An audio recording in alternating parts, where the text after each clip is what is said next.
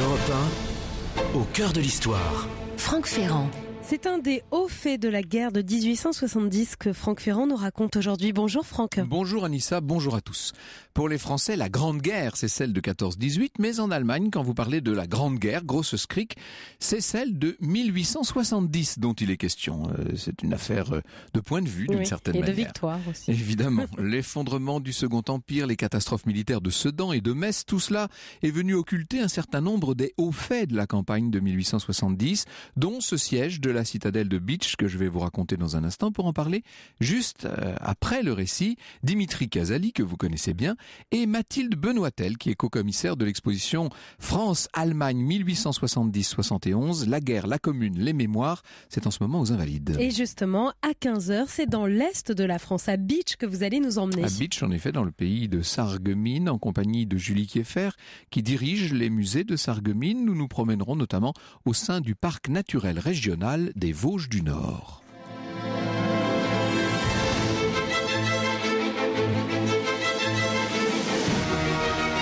Europe 1, 14h, 15h30. Au cœur de l'histoire. Franck Ferrand.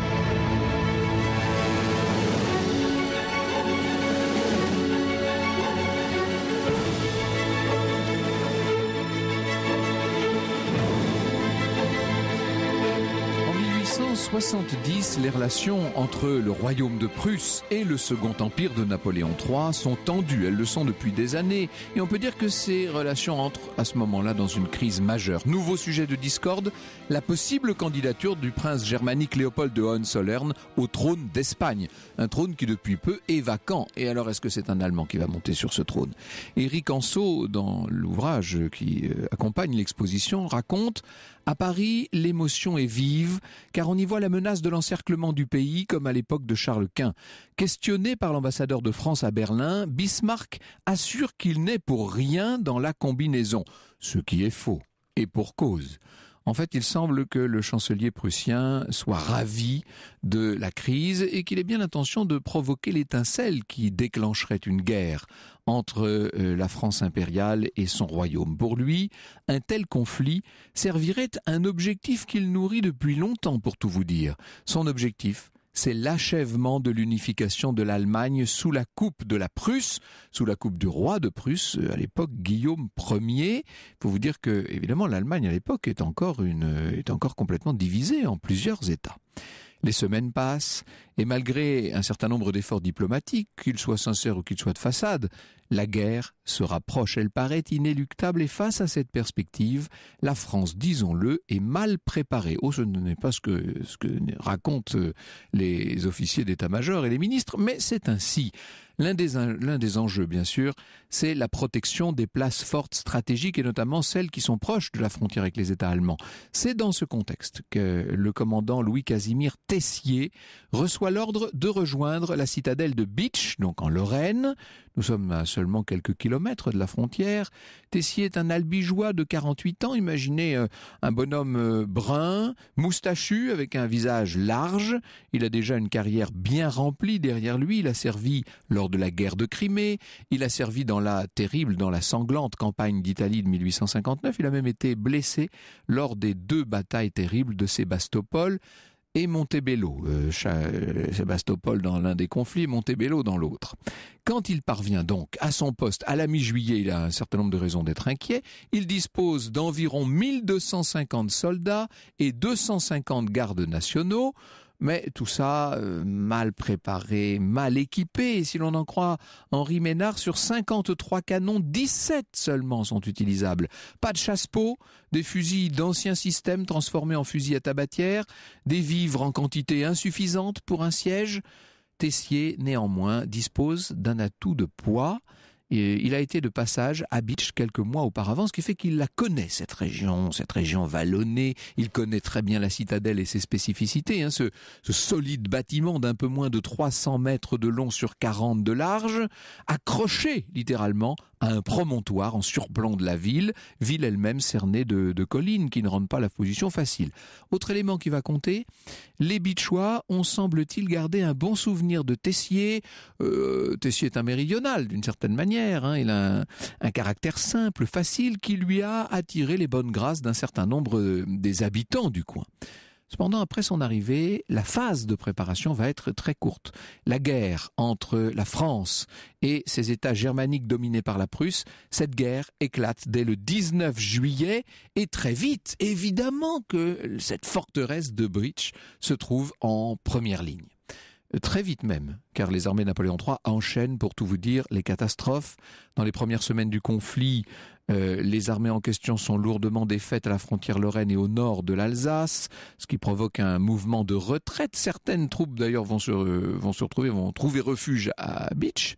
Le 7 août, l'ennemi est tout proche de la citadelle. Un messager porte même une demande de reddition à Tessier. L'officier répond fièrement: allez dire à ceux qui vous envoient que les Français ne se rendent pas sans combattre.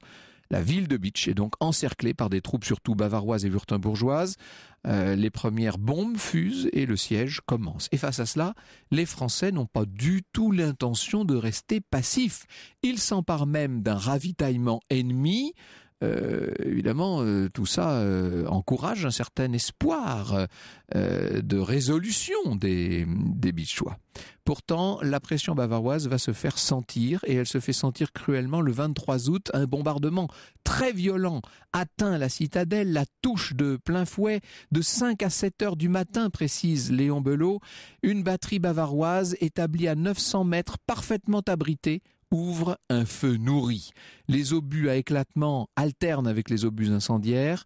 L'ennemi tient à montrer les diverses cordes de son arc. Un de ses coups traverse une pièce occupée par des prisonniers prussiens.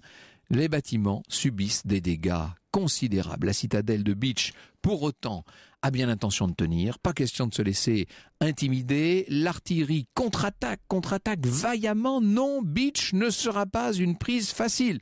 Seulement, de puissantes armes sont attendues par les forces bavaroises. En effet, c'est la promesse de rude épreuve pour Bitche, hein, qui résiste vaillamment depuis un mois. On pourrait presque croire qu'on est à l'issue de ce combat, de cet affrontement, de cette confrontation. Non, pas du tout. Ce n'est encore que le début. Vous n'aurez pas l'Alsace et la Lorraine, et malgré vous, nous resterons français. Vous avez pu germaniser la plaine, mais notre cœur, vous ne l'aurez jamais. Alsace et Lorraine, une chanson créée par Péchard en 1871. Franck Ferrand vous fait revivre la résistance de la citadelle de Bitche cet après-midi en 1870. Et la suite, c'est dans un instant sur Europe 1. Europe 1, au cœur de l'histoire. Et de grignoter. Europe Au cœur de l'histoire. 1, Franck Ferrand. Alors juste avant la pause, vous nous avez laissé en plein suspense, Franck. Nous sommes donc pendant la guerre franco-prussienne, pour ceux qui viennent de nous rejoindre. La citadelle de Bitche est maintenant encerclée par les troupes bavaroises depuis presque un mois. Mais le commandant Tessier, qui la commande, est bien décidé à résister tant qu'il le pourra. Les ennemis, eux, comptent augmenter encore la pression. Alors, avant de savoir si Bitche va tenir face aux attaques ennemies, juste un point de contexte. Il me semble, d'après mes souvenirs d'école, qu'on se trouve quand même là à un tournant de la guerre. Ben oui, c'est le moins qu'on puisse dire, puisque le 1er septembre a eu lieu la fameuse défaite de Sedan, qui entraîne très vite la chute de Napoléon et de Napoléon III et de son régime. Il aura fallu en fait même pas un mois et demi pour que les armées germaniques écrasent les troupes impériales françaises. Alors on aurait pu croire que tout ça allait marquer la fin de la guerre. Eh bien en fait non, parce qu'à Paris, a été proclamée une toute nouvelle république avec un gouvernement de défense nationale qui a l'intention de résister coûte que coûte. Ce qui veut dire que les troupes prussiennes poursuivent leur avancée, leur offensive en France, face évidemment à ce qu'il faut bien considérer comme une reculade générale de notre part. On essaie de résister et d'ailleurs on verra avec quelle perte et avec quel héroïsme à certains endroits, mais enfin néanmoins voilà. Et n'oubliez pas que pendant que les Prussiens avancent, ils laissent derrière eux un certain nombre de poches de résistance, dont Bitsch, qui connaît une attaque terrifiante puisque les Bavarois, qui ont fait venir des pièces d'artillerie destructrices, lancent un nouveau pilonnage le 11 septembre à la fin de la matinée. Les bombes tombent encore et tombent sur Bitsch. Ça dure encore un temps interminable. Henri Ménard en donne des détails terrifiants. Pendant 8 jours et 8 nuits, nous dit-il, le bombardement se poursuit, allumant partout des incendies que la pénurie d'eau rend dramatiques. La ville n'est plus que décombres. 64% des maisons sont détruites. L'hôtel de ville n'est qu'un tas de cendres. On loge dans les maisons encore habitables et dans les casemates. Et face à cela, le commandant Tessier impressionne par son sang-froid. Il organise cette défense qu'il a décidée jusqu'au boutiste. Alors voilà sa stratégie. Il s'agit de tenir autant que possible les ennemis à distance. Montrer que la garnison est solide, qu'elle ne peut pas faiblir quoi qu'il arrive. Dans la ville, la situation est très dure. Vous imaginez le découragement de nombreux habitants parviennent à s'échapper, malgré un refus des ennemis de les laisser faire, bien entendu. Il faut comprendre que la situation sanitaire est très préoccupante dans cette ville et très vite, c'est le typhus qui se répand. Et c'est la variole. C'est aussi l'occasion d'un certain nombre de beaux gestes, des gestes de solidarité. On voit se mettre en place des filières pour apporter des vivres. Un vieux chirurgien se porte volontaire pour aider comme il pourra. Et puis, il y a ces militaires qui sont là et qui ne se ménagent pas, bien sûr. Finalement, en dépit de la violence des attaques bavaroises, ces derniers ne parviennent pas à faire plier la garnison de Tessier. Il est là, Tessier, qui tient bon. Il avait un caractère jovial, ça ne l'empêche pas d'être un dur à cuire. Alors, on opte à ce moment-là du côté bavarois pour une autre stratégie d'usure, attendre, tout simplement. C'est la vieille habitude dans les sièges, vous savez, attendre que la faim, que le froid, que toutes ces difficultés fassent leur œuvre. Ça permet d'ailleurs d'être provisoirement moins nombreux à se mobiliser autour de Bitsch. Pour la garnison, les réserves de vivres, c'est vrai, ont diminué dans des proportions qui deviennent préoccupantes. Mais là encore, l'esprit de résistance met au défi la vigilance bavaroise. Tout autour de la ville, les Allemands font placarder des écriteaux proclamant que tout individu capable d'avoir approvisionné nos soldats encourt la peine de mort, raconte René Thomas. Mais les fermiers des environs, loin de se décourager, ne viennent plus seulement pour ravitailler, mais encore pour fournir des renseignements sur les manœuvres de l'ennemi. Des femmes se vouent avec une incroyable ardeur à un rôle d'espionne volontaire. Donc vous voyez bien que chaque camp essaie de berner l'autre. Par exemple, un informateur pro-allemand qui avait tenté d'intégrer la citadelle est confondu. On le met à mort, ai-je besoin de vous le dire. De leur côté, certains Français réussissent à franchir les lignes ennemies. Il y en a même un qui parvient jusqu'à Tours, où il peut informer Léon Gambetta de l'évolution de la situation à Bitsch. Rappelez-vous, nous avions raconté il y a quelque temps comment Gambetta avait fui Paris assiégé grâce à un ballon à gaz. Comme le rapporte René Thomas, le ministre grand partisan de la poursuite de l'effort de guerre commente « Ce sont des braves. Quand la France est témoin de tant de défaillances, d'aussi nobles exemples, ne saurait être trop récompensée. » Ça, on a la parole facile dans le personnel de ce qui ne s'appelle pas encore tout à fait la Troisième République. Les semaines passent, tout est bon pour tenter de soutenir le moral des troupes. Et par exemple, Tessier, à qui on a rapporté des instruments de musique, propose des concerts avec les musiciens amateurs qu'il trouve au sein même de sa garnison. Bon, c'est un réconfort qui peut peut-être paraître un petit peu à la limite du pathétique, mais il faut vous dire quand même que ça entretient le moral des troupes. C'est toujours la même histoire, parce que les nouvelles sont mauvaises à mesure qu'on avance dans ce qui est un hiver glacial. Les Prussiens et leurs alliés poursuivent leur avancée en territoire français. Paris maintenant, après avoir été assiégé, Paris capitule. Un armistice est signé, vous savez, le 28 janvier. Ça fait presque 6 mois à ce moment-là que Bitsch tient et tient bon. Est-ce que ça signifie que le commandant Tessier est prêt à céder ? Vous vous dites, bon, maintenant, de toute façon, c'est une affaire, voilà, c'est réglé. Ah non. Pour lui, la résistance continue. Cet après-midi sur Europe 1, Franck Ferrand vous raconte la résistance de Beach pendant la guerre franco-prussienne de 1870-1871. Vous pouvez bien sûr réagir à cette émission, poser toutes vos questions à Franck Ferrand et ses invités jusqu'à 15h30. Rendez-vous sur les réseaux sociaux, la page Facebook Au cœur de l'histoire et Twitter avec le hashtag ACDH. Et puis tout à l'heure, à 15h, si vous nous écoutez en Moselle, nous parlerons de votre région, de Beach, de Sarreguemines. N'hésitez pas là aussi à venir nous en parler et partager vos photos. Au cœur de l'histoire. Sur Europe 1. Europe 1, au cœur de l'histoire. Franck Ferrand. Nous sommes au cœur de la guerre franco-prussienne, 1870, ça y est. L'armistice est signé au début de l'année 71, le 28 janvier. Beach était assiégé pendant 6 mois, donc ça y est, là, normalement, on arrive au bout de ce siège, Franck. Oui, alors il y a justement évidemment des gens, des représentants allemands, enfin prussiens devrais-je dire, quoique vous savez que le 18 janvier de cette année 1871 dans la Galerie des Glaces du château de Versailles a été proclamé l'Empire allemand, donc maintenant on pourrait dire allemand. Bref, un représentant ennemi, disons, vient porter à Tessier la nouvelle de l'armistice. Alors l'autre ne veut rien savoir. Retirez-vous, nous n'avons aucun ordre de notre gouvernement, dit-il. Et les assiégeants n'en restent pas là. Le 5 février, raconte Léon Bello, 2 parlementaires apportent une copie en français du traité d'armistice. Givet et Langres, place forte encore investie, y sont mentionnés, mais Beach n'y figure pas. Pourquoi est-ce que Beach n'y figure pas ? Eh bien, la réponse de Léon Bello est terrible. Parce que Jules Favre, le ministre des Affaires étrangères du gouvernement de défense nationale, qui est allé négocier l'armistice à Versailles avec Bismarck, tout simplement, Jules Favre a oublié Beach. Si à cette période finale des hostilités, nous dit-il, la forteresse isolée n'avait plus qu'une importance relative, elle avait du moins par l'héroïsme de sa résistance une haute valeur morale. Et puisque l'autre a oublié de mentionner Beach, en l'absence d'ordre, on va continuer à résister. Pas d'instruction de la hiérarchie, eh bien, en dépit de toutes les difficultés, de toutes les souffrances, Tessier se dit qu'il n'a aucune intention de rendre cette place qui lui a été confiée. Tant qu'il n'a pas d'ordre de reddition, il continue et ça va durer encore comme ça pendant des semaines. Alors là, Bismarck commence à en avoir assez, bien entendu. Le 9 mars, dans un message à un de ses subordonnés, il insiste. Beach doit être sommé d'évacuer, dit-il. En attendant, Tessier reste droit dans ses bottes. Il veut que tout soit fait dans les règles. Évidemment, du côté allemand, son attitude est prise pour de l'insolence, pour de l'obstination absurde. En attendant les ordres, le commandant prépare le départ à sa manière, c'est-à-dire sans faire le moindre cadeau aux Allemands. Il fait en sorte que les munitions restantes ne soient plus en état de marche.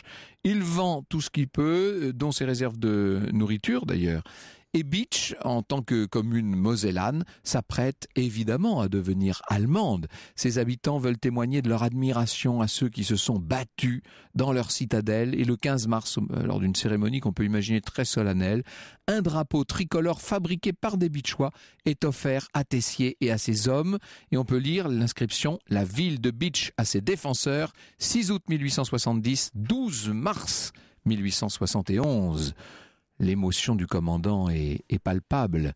Il va faire une promesse d'ailleurs. Ce drapeau sera présenté au chef de l'État, dit Tessier.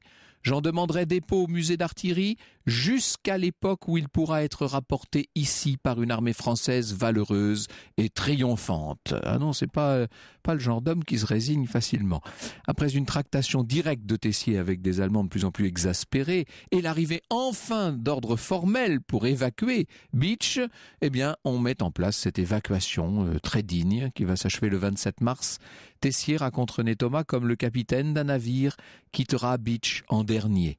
Sur le parcours du régiment, la population se précipite à la rencontre de nos soldats. À Haguenau et Bischwiller, ils sont accueillis au cri de « Vive la République, vive la France !» À Saverne, la population jette des fleurs sur leurs canons. À Nevers, le général commandant la subdivision déclare « Au nom de l'armée et au nom du pays, je demande à l'Assemblée qu'une médaille soit frappée en l'honneur des défenseurs de Beach. » Tessier est reçu à Versailles par Thiers et par tout le gouvernement. Il est nommé colonel. La guerre pour la France s'est terminée de façon humiliante, mais à Beach, il n'y a eu aucune concession. Et dès lors, vous vous rendez compte, on est au début de l'année 1871, dès lors, Tessier n'a plus qu'une ambition, vivre, survivre assez longtemps pour pouvoir lui-même tenir la parole qu'il avait faite, la promesse qu'il avait faite aux Bitchois, leur rapporter le fameux drapeau dans leur ville qui maintenant est une ville allemande évidemment. Il attend, il tient bon, il va vivre comme ça jusqu'à 96 ans et finalement Tessier s'éteint à Albi, chez lui si je puis dire, le 1er novembre 1916. Ah là là, il aurait fallu attendre encore 2 ans pour qu'il puisse accomplir sa promesse. Il n'empêche, la résistance, l'héroïsme, l'inflexibilité dont il avait su faire preuve avaient d'une certaine manière sauvé l'honneur. Bonjour Mathilde Benoîtel, bonjour Dimitri Casali, merci d'être avec nous. Dans un instant avec vous, nous allons revenir non seulement sur les circonstances mêmes de ce siège de Bitch, mais d'une manière plus générale, sur cette guerre que les Allemands appellent encore la Grande Guerre. Au cœur de l'histoire. Sur Europe 1. Europe 1, au cœur de l'histoire. Franck Ferrand. Voyez là-bas comme un éclair d'acier ces escadrons passés dans la fumée. Ils vont mourir et pour sauver l'armée, donnez le sang du dernier cuirassier, donnez le sang. Cet après-midi, nous sommes au cœur de la résistance de la ville de Bitch pendant la guerre franco-prussienne.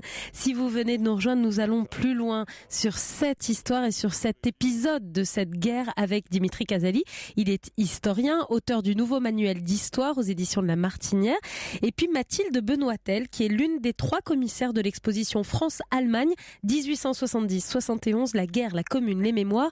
Une exposition que vous pouvez voir jusqu'au 30 juillet au musée de l'armée aux Invalides. En enjambant les petites voitures en ce moment, d'après ce que j'ai compris. Oui, c'est ça. Il y a une course de voitures, c'est la Formula I aux Invalides.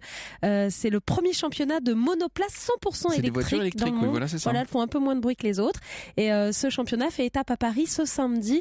Presque 2 km de piste et 14 virages autour des Invalides. Donc on peut assister à une course de Formule 1 d'une certaine manière à l'intérieur de Paris, sans pollution et avec moins de bruit. Exactement, bon. C'est tout à fait ça. Et en plus, c'est un événement européen. Et ça veut dire qu'on ne peut pas circuler du tout dans le quartier des Invalides. Non, mais en ce moment, ça va revenir. Il faut aller au musée de l'armée, non seulement pour cette belle exposition qui se tient aujourd'hui, mais d'une façon plus générale, pour la richesse de collection unique au monde. Nous l'avons souvent dit à ce micro, mais il ne faut jamais manquer d'occasion de le rappeler. Pourquoi est-ce qu'on ne parle jamais de cette forteresse de Bitch, Dimitri Casali? Elle est un peu passée aux oubliettes de l'histoire. Mais je dirais même que toute la guerre de 1870 est aujourd'hui pratiquement oubliée. C'est ça le vrai problème, c'est que cette guerre qui a eu des conséquences dramatiques pour l'histoire de l'Europe et l'histoire de France bien sûr, est aujourd'hui pratiquement absente de nos manuels scolaires, alors qu'elle a des conséquences très importantes au niveau, donc bien sûr la perte de l'Alsace-Lorraine va devenir un enjeu politique majeur et va provoquer la guerre de 14. Et ensuite, c'est vrai que c'est une guerre très intéressante, passionnante au niveau de la rupture de l'art militaire. Les Français l'ont perdu parce qu'ils sont extrêmement mal organisés. Il n'y a pas de haut commandement totalement absent. L'artillerie allemande avec les fameux canons Krupp en acier est vraiment supérieure aux canons français de bronze qui se chargent encore par la culasse. Oui. Donc on avait vraiment beaucoup de retard. On a une guerre de retard. Et alors qu'on avait promis à Napoléon III qu'au contraire, tout était prêt jusqu'au dernier bouton de guêtre. Oui, la fameuse phrase du maréchal Leboeuf, il ne manque pas un bouton de guêtre à notre armée. Mais notre armée est une armée de métier, une petite armée, 250 000 hommes contre pratiquement plus de 550 000 Prussiens. On est vraiment en infériorité numérique. Alors j'ai souvent eu l'occasion de défendre la cause des armées françaises en 1940, puisqu'au moment de l'effondrement terrible de cette offensive de mai-juin 40 en France, il y a eu une résistance acharnée avec des morts comme on n'en avait jamais connu, il faut le dire, mais on pourrait dire quasiment la même chose de la guerre de 70, c'est-à-dire que dans l'esprit des écoliers comme ça, quand on raconte rapidement la guerre de 70, on a l'impression que hop, on s'est écroulé d'un seul coup et que l'effondrement de l'armée a entraîné l'effondrement de l'Empire et on passe très vite à la suite. C'est pas comme ça que ça s'est passé. Non, pas du tout. On s'est battu pied à pied en 70. Alors c'est vrai que le commandement supérieur était complètement incapable. Ah oui, MacMahon, Bazaine, le fameux traître Bazaine est en dessous de tout. Hein. D'ailleurs, c'est lui qui a la responsabilité de l'échec total avec la capitulation de Metz le 27 octobre, qui va vraiment provoquer la fin, alors qu'on aurait pu, un retournement de situation était encore possible à cette date-là.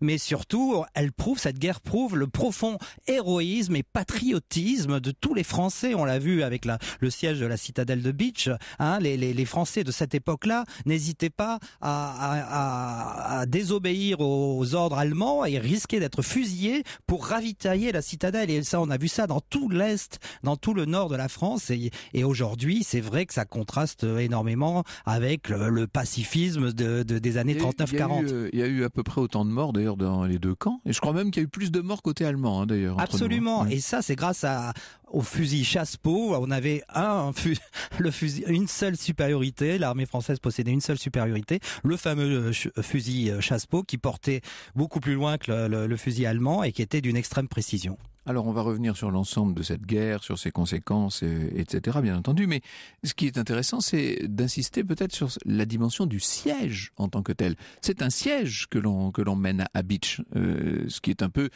On peut pas dire une exception, mais c'est un des cas dans cette guerre de 70. Oui, puisqu'il y a aussi le fameux siège de Belfort, avec d'Enfer, le commandant d'Enfer Rochereau.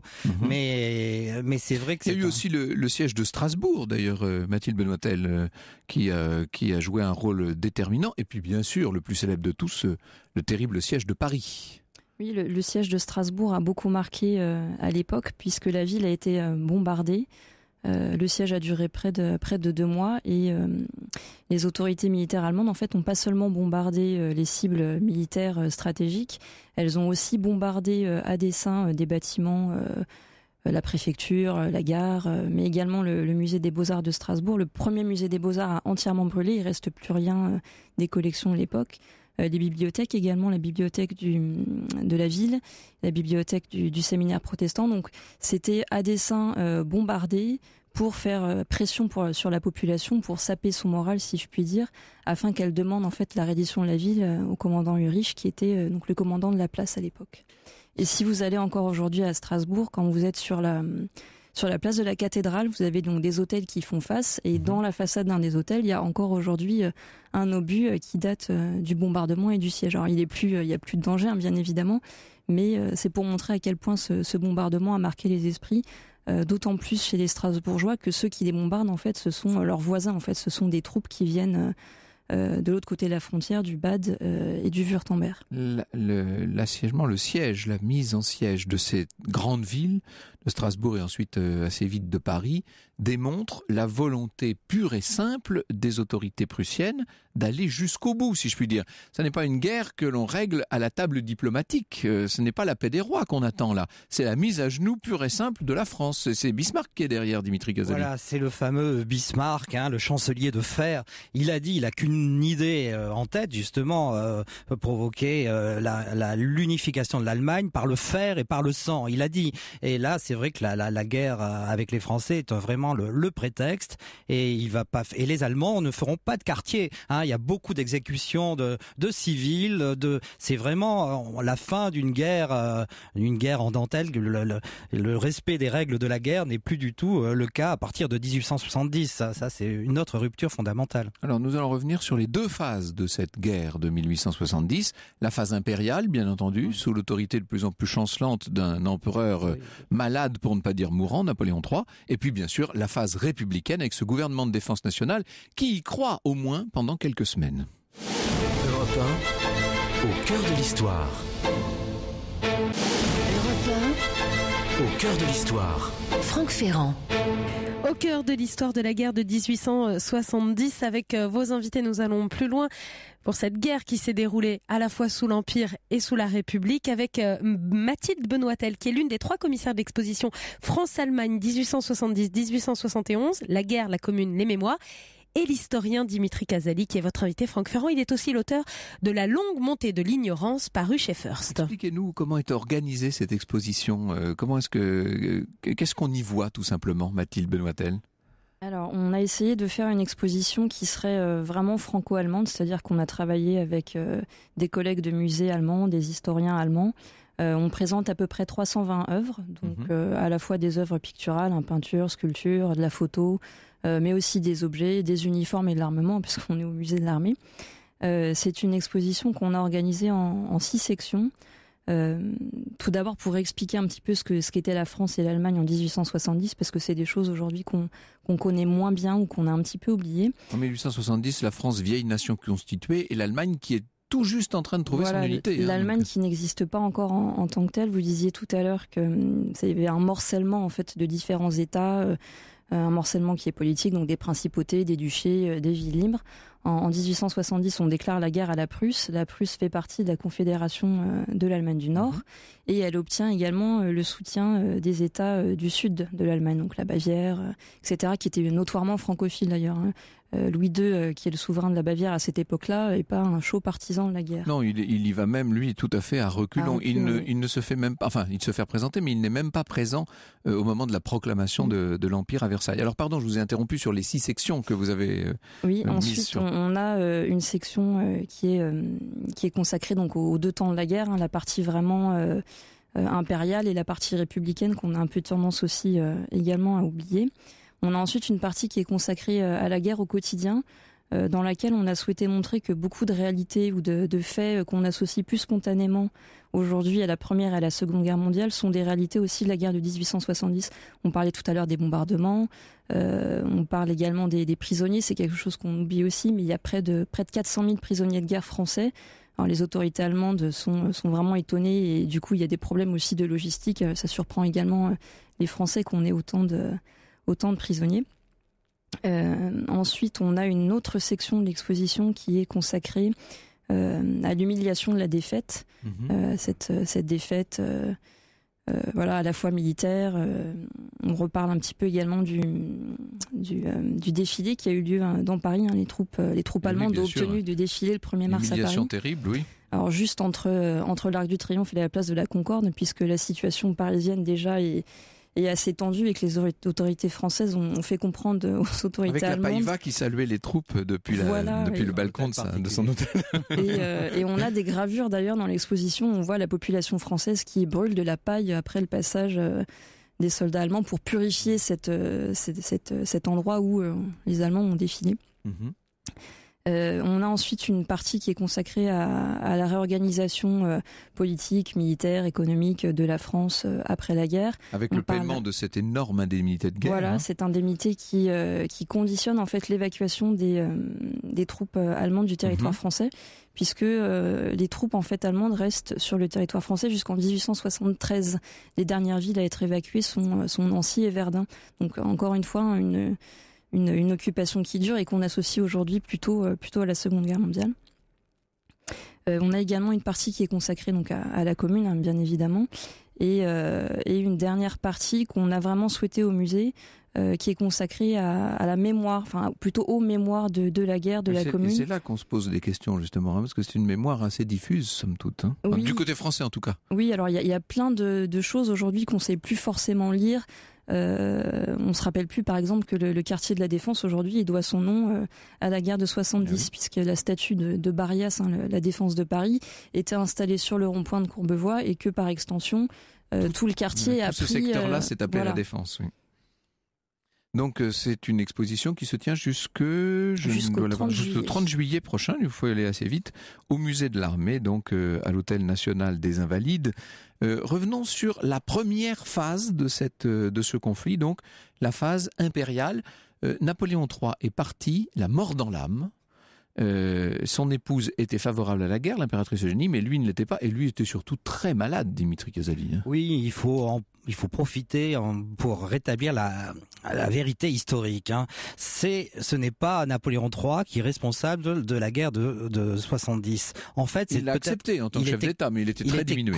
Il était franchement contre, mais effectivement, il était extrêmement malade depuis 1865. Il avait un calcul vésical qui lui faisait souffrir le martyre. Et enfin, l'opinion publique française, c'est Bismarck qui a manipulé l'opinion publique avec cette dépêche dépêche d'Ems, qu'il a falsifiée. Bismarck porte une responsabilité considérable, puisque c'est lui qui a falsifié un document diplomatique officiel. Si vous permettez, puisqu'on a, on va dire, on a 1 minute pour le faire, il faut que vous expliquiez une bonne fois pour toutes aux gens ce que c'est que cette fameuse dépêche d'Ems qui revient toujours et qui est l'étincelle qui a mis le feu aux poudres. Absolument. Donc cette dépêche d'Ems adressée par le roi de Prusse Guillaume Ier à l'ambassadeur Benedetti de France assurait la France, le gouvernement français, que la Prusse n'avait plus d'ambition sur le trône espagnol avec cette famille Hohenzollern. Donc effectivement, Bismarck a saisi l'occasion pour tendre un chiffon rouge aux Français, puisqu'il savait qu'il fallait absolument provoquer cette guerre, et il a fait croire donc aux Français, il a falsifié cette dépêche avec des termes particulièrement humiliants pour la France offensant, et l'ambassadeur Benedetti, et ensuite il a envoyé cette dépêche à toutes les chancelleries d'Europe. Donc la France se trouvait humiliée sur toutes les scènes européennes. En fait, donc l'opinion publique et la presse parisienne étaient bellicistes, vent debout, il fallait absolument cette guerre, et malheureusement le seul jusqu'au dernier moment à s'y opposer, ce fut Napoléon III. Oui, lui-même. Enfin, il y est parti quand même avec le prince impérial, son fils, à la tête donc d'un état-major qui va très vite se trouver dépassé par les événements, Mathilde. Oui, il y a une supériorité en termes de logistique de la part des autorités militaires allemandes. Ils arrivent à mobiliser beaucoup plus rapidement que les troupes françaises. Qui, pour des raisons de politique intérieure, sont stationnés à un endroit, doivent aller à un autre pour aller récupérer leur matériel, et enfin aller à un troisième endroit sur le front pour pouvoir combattre. Il y a une supériorité aussi dans l'utilisation des chemins de fer et du télégraphe. Bien sûr. À chaque fois que toute la logistique, en fait. Voilà, à chaque fois que les armes allemandes avancent, en fait, elles placent des poteaux télégraphiques, ce qui leur permet de mieux communiquer entre elles. Et il y a aussi, peut-être c'est un petit peu un cliché qu'on peut avoir sur les Allemands, les généraux allemands ont un esprit d'initiative qui est plus important.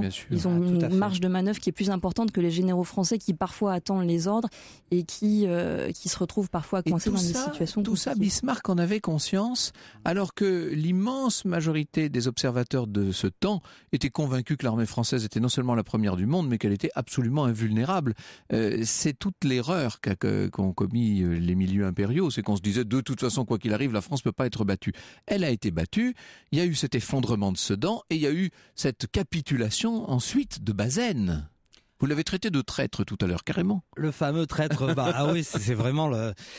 En fait, oui. Ensuite, donc, on continue la guerre avec la capitulation de Bazaine, qui faut expliquer le maréchal Bazaine qui est dans Metz, qui est dans Metz avec le gros des troupes françaises. Donc, sur 250 000, je disais tout à l'heure, l'armée française est minuscule, 250 000 hommes, c'est rien du tout, et 180 000 hommes sont avec Bazaine dans Metz. Et donc, il a la possibilité de contre-attaquer. Il a vraiment, c'est une armée bien équipée, enfin surtout avec des soldats remarquables qui ont envie de se battre. C'est là. Il faut se le rappeler, aux batailles de Saint-Privat et tout, ils se conduisent d'une manière admirable. Il y a la fameuse aussi à la bataille de Frechwiller, la fameuse charge de la cavalerie de Reichshoffen, où les cuirassiers de Reichshoffen, on a entendu un petit morceau de la chanson tout à l'heure. N'hésite pas à se faire massacrer pour protéger la retraite de l'armée française. Donc on voit qu'il y a une volonté combative excellente dans l'armée française. Malheureusement, Bazaine ne saisit pas l'occasion, se laisse enfermer dans Metz et sans aucune contre-offensive va finalement capituler le 27 octobre, et à partir de là, tout est perdu. C'est là qu'à Paris, un certain nombre de républicains en profitent non seulement pour faire déchoir l'Empire, mais surtout la République une fois proclamée, pour instaurer un gouvernement de défense nationale dont ils sont convaincus que, luttant contre l'incurie générale, il va permettre d'inverser la tendance et de permettre à cette première armée du monde d'être finalement victorieuse. Qu'en sera-t-il ? Évidemment, on connaît la fin de l'histoire.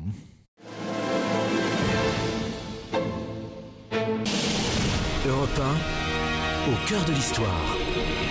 Franck Ferrand. Au cœur de l'histoire de la guerre franco-prussienne de 1870 avec Dimitri Casali, historien, Mathilde Benoîtel, l'une des 3 commissaires de l'exposition France-Allemagne 1870-71, la guerre, la commune et les mémoires.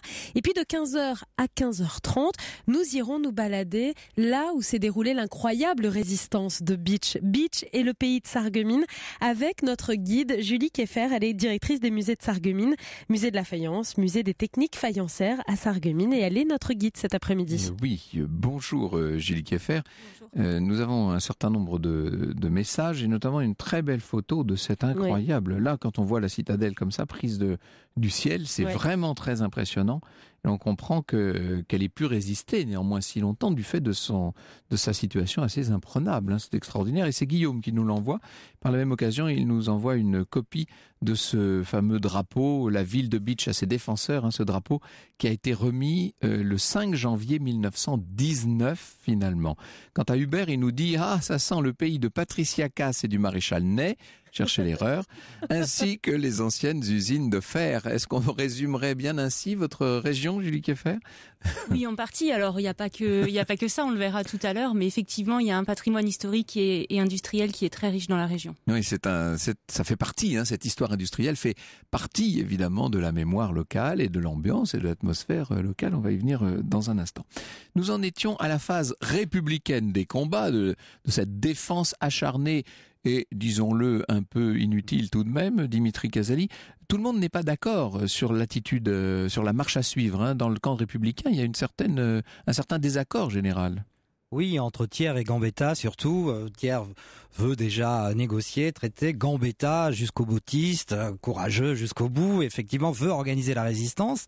Il est vrai on parlait du formidable élan patriotique de la France entière. Pratiquement 60 000 Bretons viennent s'engager volontairement de la région de Bretagne pour servir dans l'armée française. Mais c'est une armée de volontaires. Il y a en fait plus que 3 armées. L'armée du Nord sous le commandement du général Federbe, qui a de beaux succès, qui remporte une des rares victoires à la bataille de Bapaume, et enfin le général Chanzy dans l'ouest, et en fait le général Bourbaki qui remporte aussi une victoire à Villers-Sexel, qui veut dégager Belfort mais qui réussit pas. Donc victoire, mais enfin en attendant les Prussiens sont là, ils y restent, ils deviennent les Allemands au passage. On a donc fait signer à Jules Favre un armistice qu'il faut désormais ratifier, d'où l'élection en février de cette année 1871 d'une assemblée qui siégera dans un premier temps à Bordeaux et dont la majorité se révèle clairement monarchiste en fait. Donc ça c'est un peu la surprise du scrutin si l'on peut dire. Oui, c'est la grande surprise, on s'y attendait pas puisque il faut quand même rappeler que 3 mois avant l'entrée, le 19 juillet 1870, Napoléon III fait un dernier plébiscite où il est vraiment majoritaire à 69%. Les Français reconduisent le Second Empire. Et là, malheureusement, effectivement, tout s'effondre et il y a une haine du bonapartisme. Avec cette résistance acharnée d'une partie des Parisiens qui vont donc créer la Commune, la résolution de l'insurrection dans le sang, l'écrasement de la Commune par l'armée légale de Versailles, sous l'autorité de Thiers, avec tous les procès qui vont s'en suivre, etc. Et donc une mémoire qui forcément est une meurtrissure, qui est difficile, incontestablement, Mathilde Benoîtel. Oui, la Troisième République a eu un petit peu de mal à gérer... À naître, en fait, oui. Oui, et aussi à gérer cette mémoire, notamment de la Commune, jusqu'aux années 1880. Elle est responsable, la Troisième République, de l'écrasement de cette insurrection.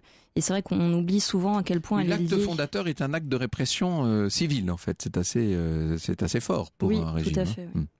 Donc cette mémoire, vous l'évoquez dans l'exposition, que l'on peut voir, entre autres, que l'on peut voir jusqu'au 30 juillet au musée de l'armée, aux Invalides, exposition tout à fait passionnante. Merci beaucoup Dimitri Casali d'être venu. Vous restez avec nous si vous voulez. Vous êtes bien sûr l'auteur du nouveau manuel d'histoire aux éditions La Martinière et aussi de La longue montée de l'ignorance, un ouvrage absolument passionnant sur un certain nombre des causes qui font que, qu'on le veuille ou non, l'ignorance est en train de gagner du terrain. On ne parle pas de la France, là. Vous parlez du monde entier. Et je vous avoue que lorsqu'on referme votre livre, on se sent saisi de vertige. On en redira un mot tout à l'heure. Europe 1, au cœur de l'histoire.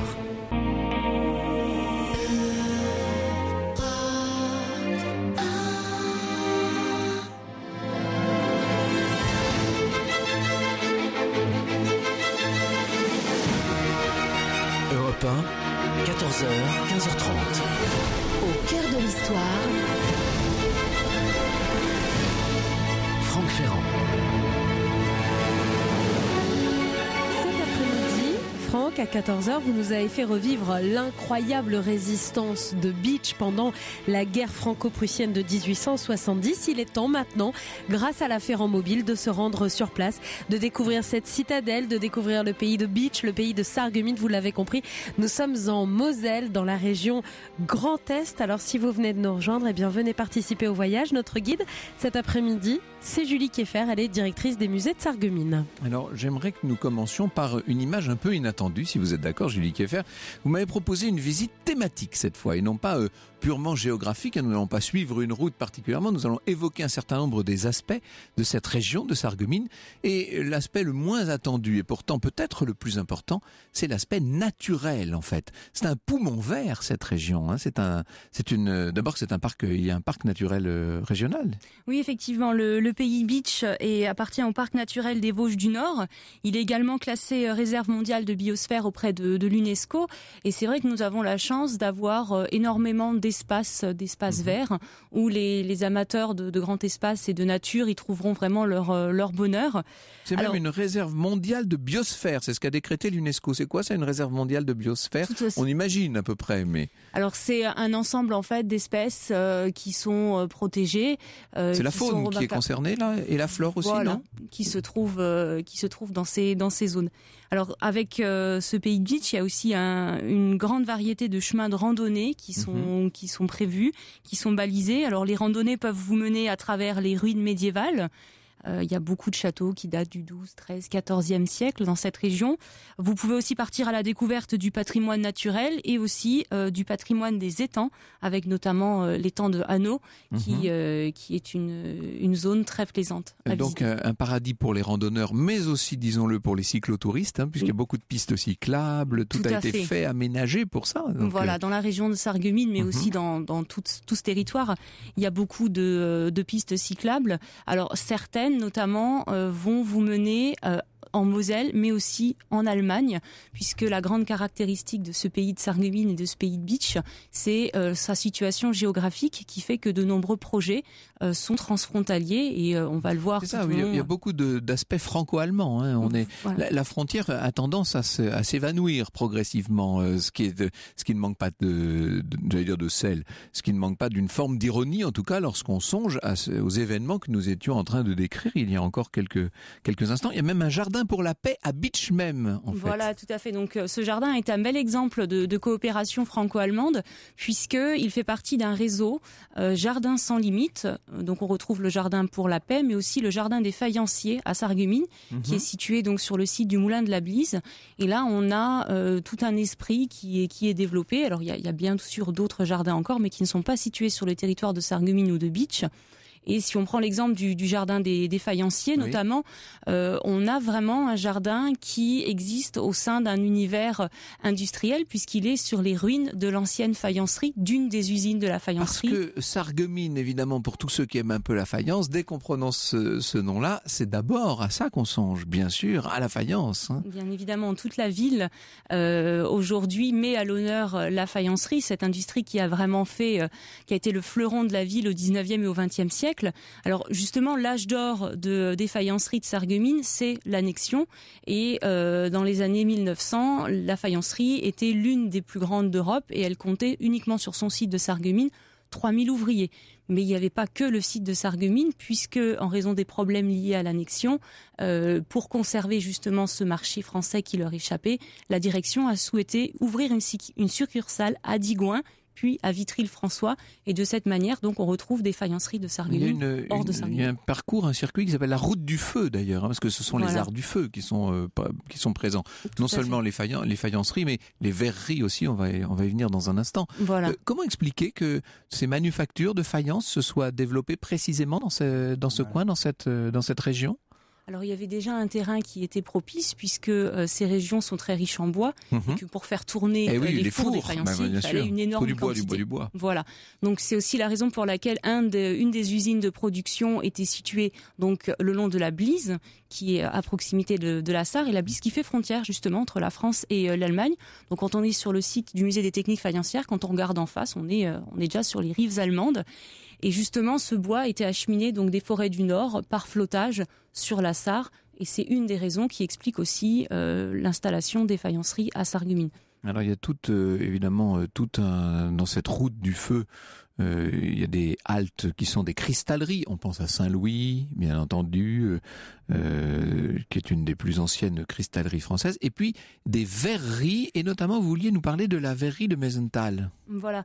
Alors si je peux juste dire 2-3 mots sur la route du feu, qui aussi est un bel exemple de projet transfrontalier, puisque ça concerne nos voisins allemands, nos voisins alsaciens aussi. Oui. Et c'est vraiment un ensemble de 10 sites qui vont mettre en valeur le patrimoine verrier, céramique et le patrimoine du charbon et de l'acier. Alors effectivement, il y a le Meisenthal.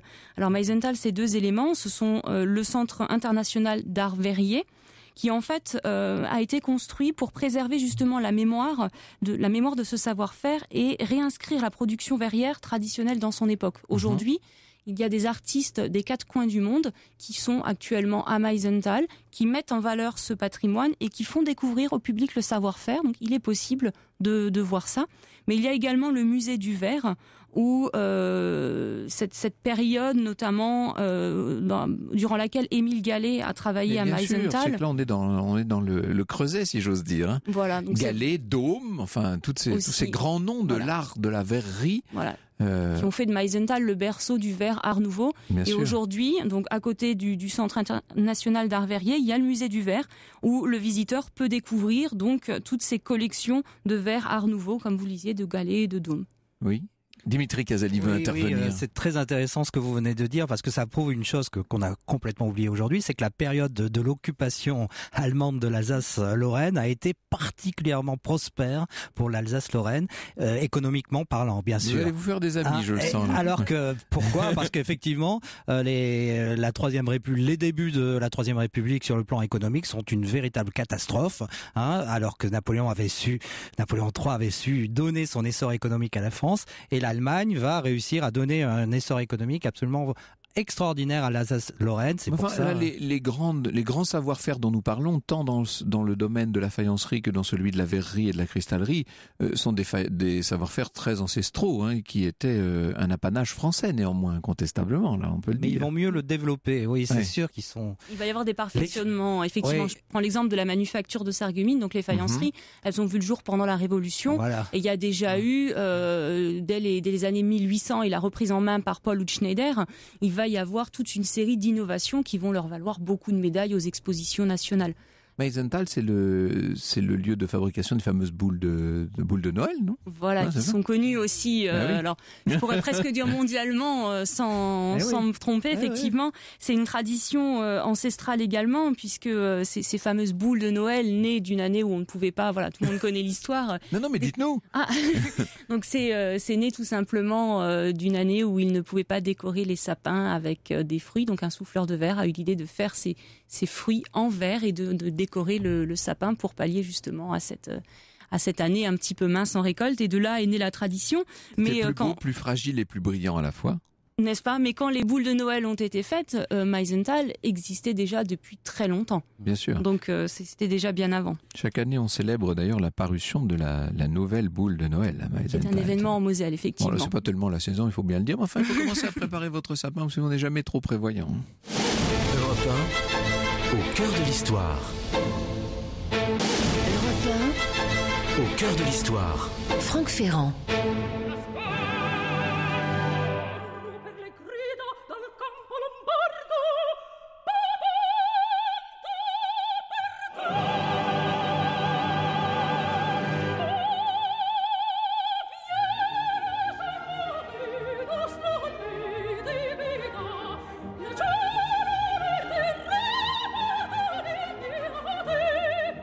Vieni, sol morte, nostra vieni,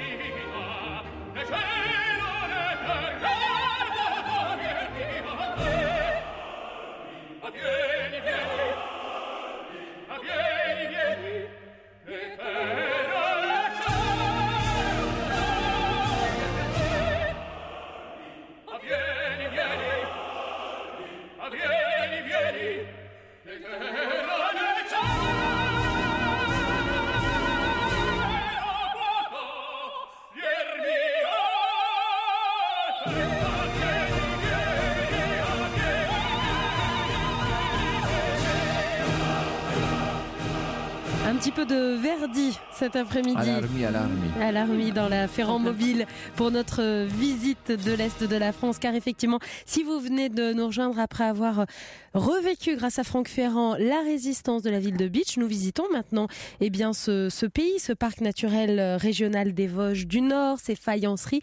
Bref, c'est des faïenceries, des verreries. Ouais, des verreries, c'est une région très riche à visiter. On continue puisque notre guide, cet après-midi, c'est Julie Keffer qui est directrice des musées de Sarreguemines. Et Julie Keffer, on n'a presque pas parlé de fer, pour une fois, vous avez remarqué. On aurait même pu parler des Smart entre nous, sans faire de publicité particulière. C'est vrai, puisque la Smartville fait partie de cette route du feu, est un site qui se trouve à quelques kilomètres de Sarreguemines. Et on est très fiers puisque c'est l'usine de production mondiale de certaines Smart, donc tout part de Hambar. En tout cas, ces Smart-là. Alors, nous allons parler quand même un peu de l'histoire de la région, bien entendu. On parlait de la citadelle de Bitche, elle fait partie de tout un chapelet, bien entendu, d'ouvrages fortifiés. N'oublions pas que la ligne Maginot passait par là autrefois. Tout à fait, la citadelle fait partie, mais il y a également deux autres sites. Alors j'en oublie certains, ils m'excuseront, mais les deux principaux, ce serait le Simserhof, donc qui se trouve à Sirstal, qui est un des plus importants ouvrages d'artillerie de cette ligne Maginot.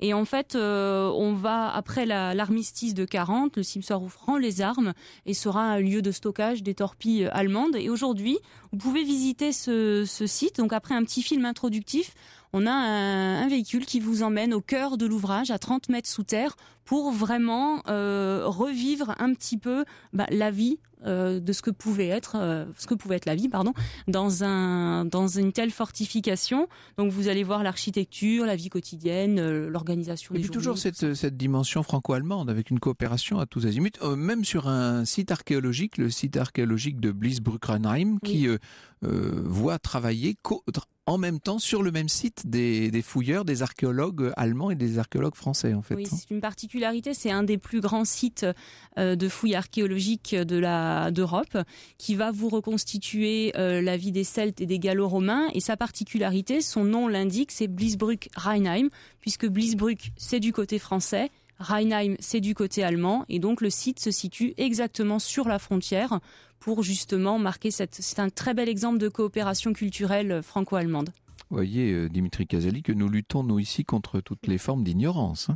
Nous sommes un peu la citadelle de Bitche des médias, en fait. C'est important de dire qu'en fait, Bismarck a un rôle considérable dans la nouvelle haine entre la France et l'Allemagne, alors qu'il y avait toujours eu une attirance entre la France et l'Allemagne ancestrale, et l'ennemi héréditaire, c'était l'Angleterre, et à cause de Bismarck, ça va devenir le Boche, l'allemand, et c'est bien dommage, puisque aujourd'hui, heureusement, on assiste à cette réconciliation franco-allemande, et c'est pas trop tôt.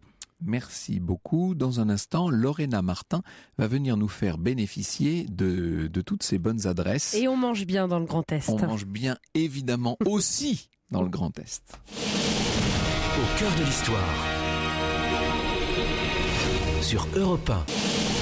Europe 1, au cœur de l'histoire. Franck Ferrand. Et jusqu'à 15h30 sur Europe 1, nous nous baladons en Moselle. Merci pour vos messages, merci pour vos photos. Vous êtes très nombreux. Patricia, Guillaume... oui, pardon. Alors Guillaume nous dit sur Twitter qu'il adore l'émission, bien sûr, comme d'habitude. Et surtout, il vient de poster une photo des faïenceries de Sarreguemines. Oui, il adore l'émission. Bon, et alors, merci, cher Guillaume. On a plus. Ne croyez pas que nous sommes la Corée. Nous n'avons que des messages qui adorent l'émission. Et Guillaume vient de poster une très belle photo en noir et blanc de la faïencerie de Sarreguemines. Vous avez d'autres messages, vous aussi, Franck? Oui, petite anecdote concernant cette guerre de 70, nous dit Patricia. Dans une mairie des Yvelines où je classais des archives de cette période, j'ai retrouvé un dossier concernant la lettre d'un Allemand qui envoyait au maire un ensemble de bons du trésor français en expliquant qu'il les avait volés pendant la guerre.